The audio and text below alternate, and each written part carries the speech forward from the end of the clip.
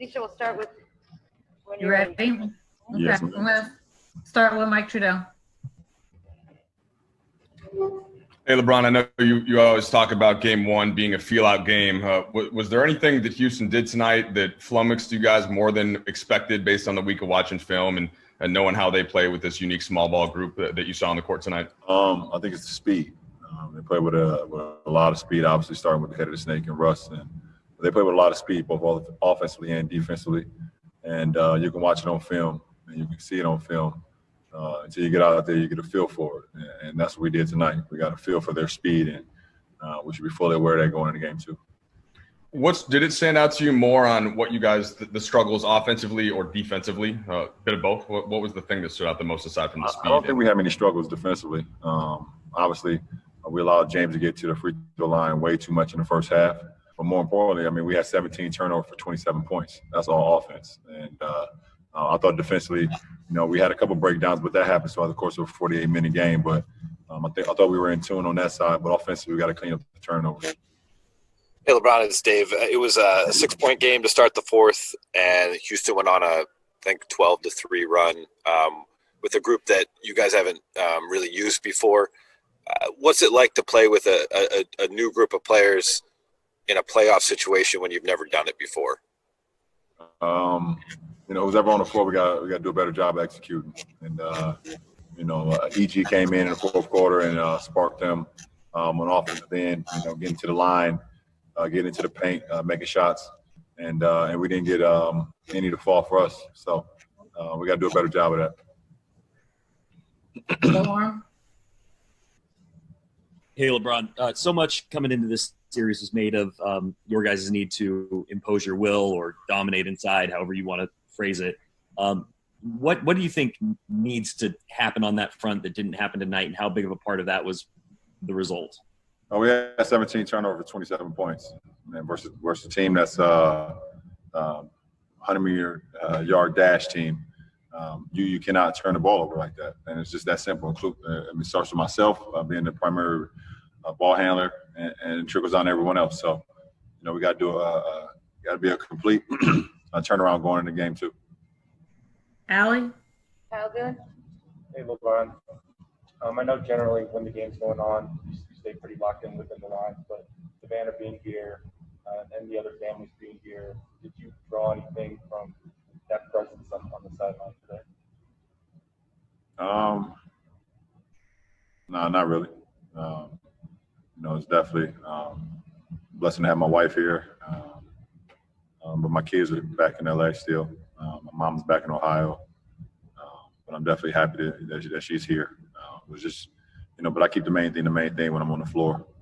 When I'm on the floor, it's all about how I can be better for my teammates. How can I, make plays offensively and defensively, and then, see my wife after the game.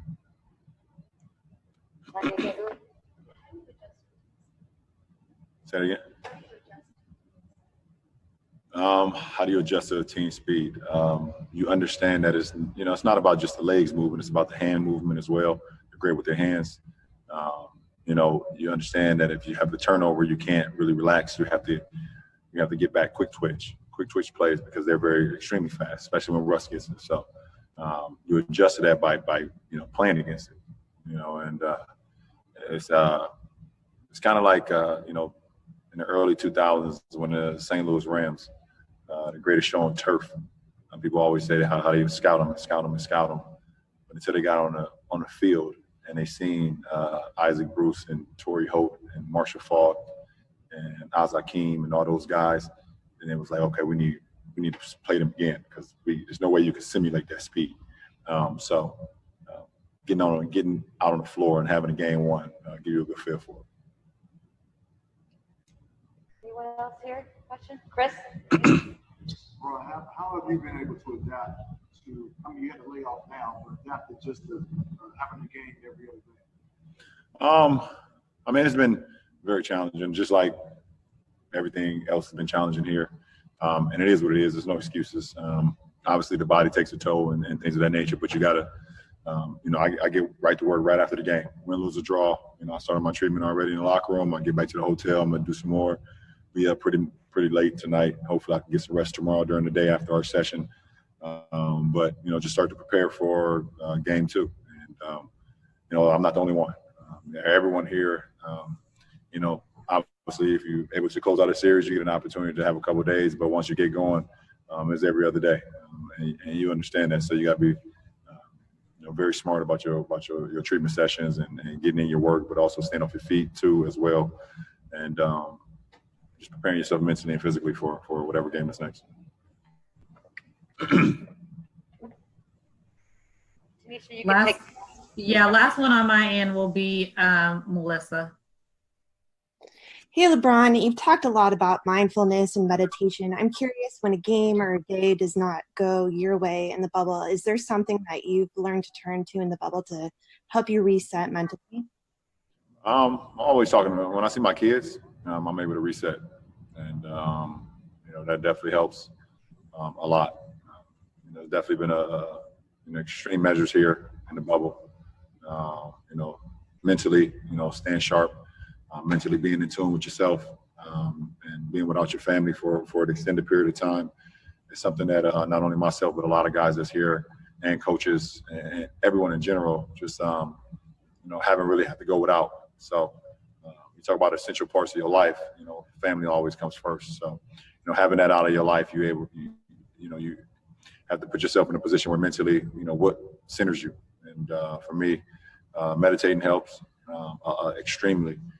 A lot for me personally, taking a lot of deep breaths and just closing my eyes and just centering myself and listening to my inner self and things of that nature. And then, but also, like I said, talking to my kids, talking to my mom, that definitely, something that, keeps me, in the bubble, I guess you would say sane, having that support system, even though they're not here physically. All right, thanks so much, LeBron. Yeah.